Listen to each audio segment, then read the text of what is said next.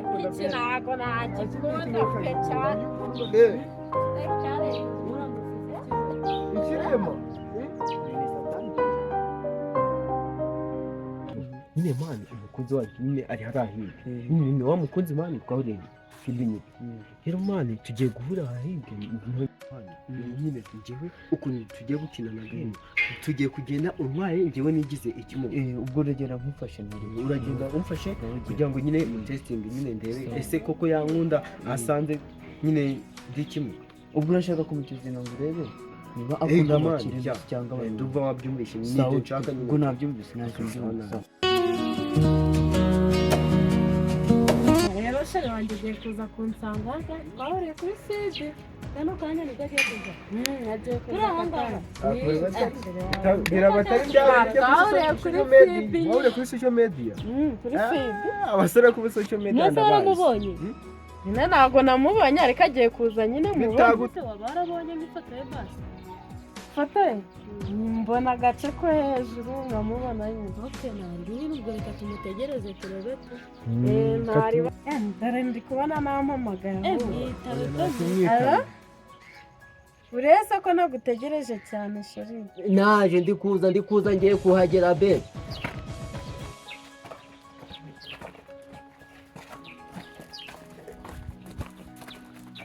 uriye ko nari kukubona bebe naje ngiye kuhagera urese ko ntari kukubona mbese uwo muntu pasi yakiriye ko yakinze kuza nanjye ntabwo mbizi bebe nakubonye bebe nakubonye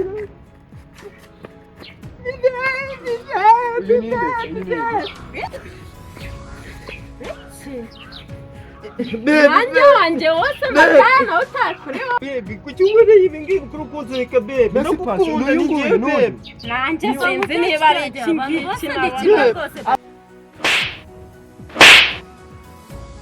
bebe ntabwo ari wowe wabinkura bebe nanjye wanjye natakaje nirirwa muhamagara nta kibazo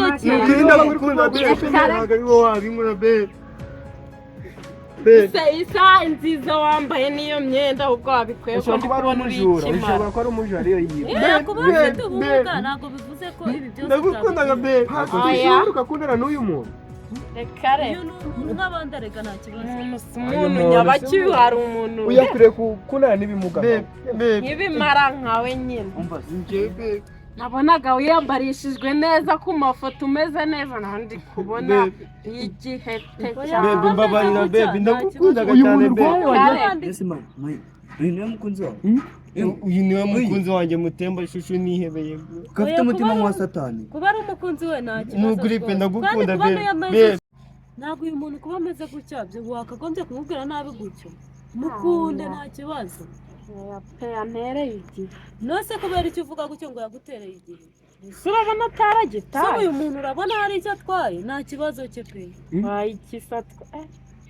kumukundira icyo si fifi suppose ari uwawe uyu muntu wamukunda njyewe namukunda rwose uyakwiye gukundwa n'ibirema nkawe bebe ndagukunda bebe iki ntago nagikunda pe cyane sigarana n'iki gihe cyanjye ntago nakunda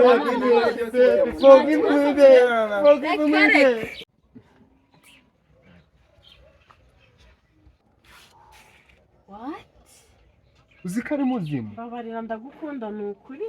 nuko nyine ntari ndagukunda boss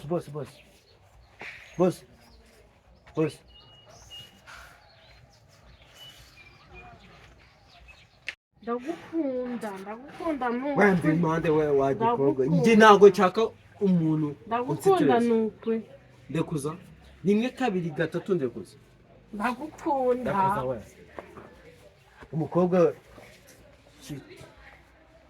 ati nyine wowe nabonye ufite imitima myiza nyine wanyihera namba nyine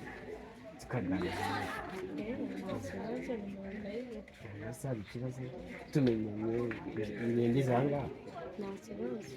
okay nyine bakwita neza nyine bakwitanye banyita Fifi nyine mani inshuti yawe nyine ibinengushe nyine tu nyine inshuti yawe ntabwo iranyengushe abantu bose bamera kimwe cyangwa bagira imitima imwe. gusa byo nyine wowe nyine mbona ifite umutima mwiza icyaze ko nyine ni byiza nyine tu yagufasha buri muntu uwo ari we wese nyine mu bintu byanjye ntabwo ari ukuvuga ngo ni umutima mwiza nyine ahubwo umuntu wese aba agomba guhabwa uzakomeze nyine umutima mwiza ya ni byiza nyine kandi biragusa nyine tu nyine ubwo nyine turaza kuvugana namba wasoje kuyima ndaza kuguhamagara nyine tu ariko nyine ujye ugira umutima mwiza kuko nibyo byiza nyine tu kuko ubonye ibibereye hano byose iyo aba afite umutima mwiza ikibaye umutima mwiza ugumane rero katugende kadugo imodoka wayitunganyije iyi nayitunganyije byose nabisoje ko nakire iri hano mu modoka saa nyine mugire umunsi mwiza nta kibazo imana ibarinde yego nawe Irido.